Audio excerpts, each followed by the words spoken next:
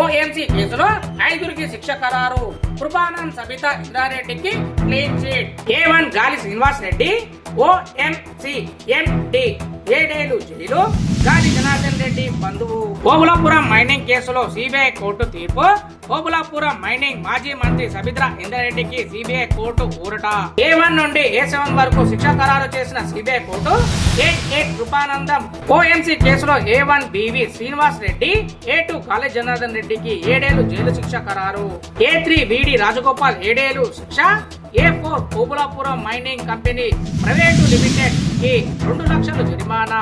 A7 Ali Khan 7 ఏళ్లు jail శిక్ష ఖరారు. ఒక్కొక్కరికి 10,000 జరిమానా విధించిన న్యాయస్థానం. ఈ నెల 15న గాలి జనార్దన్ రెడ్డి కుమారుడు పెళ్లి. రేపు ఉదయం హైకోర్టు వెకేషన్ బెంచ్ లో సిబిఐ కోర్టు తీర్పును సవాలు చేస్తామన్న గాలి న్యాయవాది. సిబిఐ కోర్టు తీర్పు అపీల్ బెయిల్ పిటిషన్ దాఖలు చేయనున్న గాలి జనార్దన్ రెడ్డి ఓబులాపురం మైనింగ్ కేసులో బీఆర్ఎస్ ఎమ్మెల్యే సబితా ఇంద్రారెడ్డి నిర్దోషిగా నాంపల్లి కోర్టు నుండి ఇంటికి వెళ్ళింది. దాదాపుగా 12.5 సంవత్సరాల నుండి కోర్టులో నడుస్తున్న ఈ ఓబులాపురం కేసులో ఈరోజు న్యాయస్థానంలో నన్ను నిర్దోషిగా ప్రకటించినందుకు న్యాయ వ్యవస్థకి ప్రత్యేకంగా ధన్యవాదాలు తెలియజేస్తాను.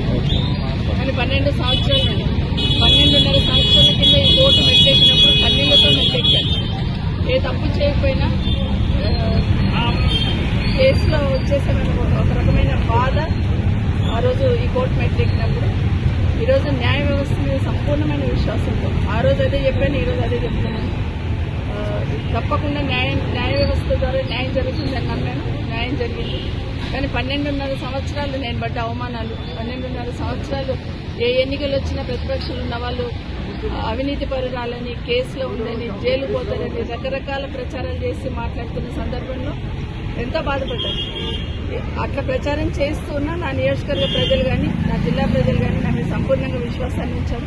నా నియోజకవర్గ ప్రజలైతే ఎన్ని రకాలుగా ఎవరు ఎన్ని రకాలుగా మాట్లాడినా ఈ కేసులను ముందు పెట్టి రాజకీయంలో ప్రచారం చేసినా కూడా నమ్మకుండా నన్ను గెలిపించున్నారు. నా నియోజకవర్గ ప్రజలకు కానీ, నా జిల్లా ప్రజలకు కానీ ఈ 12.5 సంవత్సరాలు నాతో పాటు వెన్నంటుండి ధైర్యాన్ని ఇచ్చిన అందరికీ కూడా ప్రత్యేకంగా ధన్యవాదాలు తెలియజేస్తున్నాను. మరొకసారి భారతదేశంలో న్యాయ వ్యవస్థ న్యాయం జరుగుతుందని ఒక విశ్వాసం, నమ్మకం కలిగించినందుకు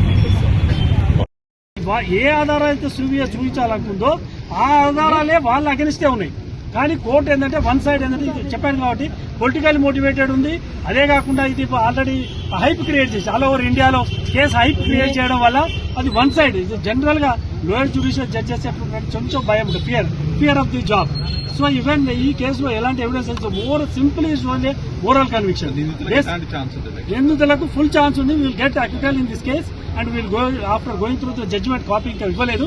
after going through the judgement will file an appeal. We are having a clear grounds. We'll get acquittal within a short period. We'll see the same thing. Now they have to take as the 7 years ఉంది కాబట్టి suspension కు chance లేదు. 3 years లోపల ఉంటే మాత్రం అప్పుడు already set off అయ్యేది. ఎందుకంటే already accuse they are already in judicial custody for more than 3 years.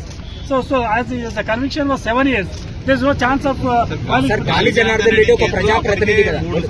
3 సంవత్సరాల 4 నెలల 18 రోజులు ఆల్రెడీ జైల్లో ఉన్నారు. కోర్టు ఎందుకంటే కోర్టు 7 years పనిష్మెంట్ ఇచ్చింది కాబట్టి సస్పెన్షన్ కి ఇప్పుడు ఛాన్స్ లేదు. సార్ శిక్ష ఖరారు చేసే సమయంలో గాలి జనార్దన్ రెడ్డి ఏమన్నా రిక్వెస్ట్ చేయడం జరిగిందా?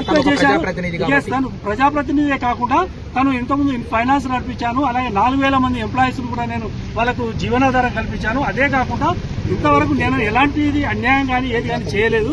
ఈ కేసు వల్ల నేను చాలా మందికి ఎంప్లాయ్మెంట్ ఇప్పించాను.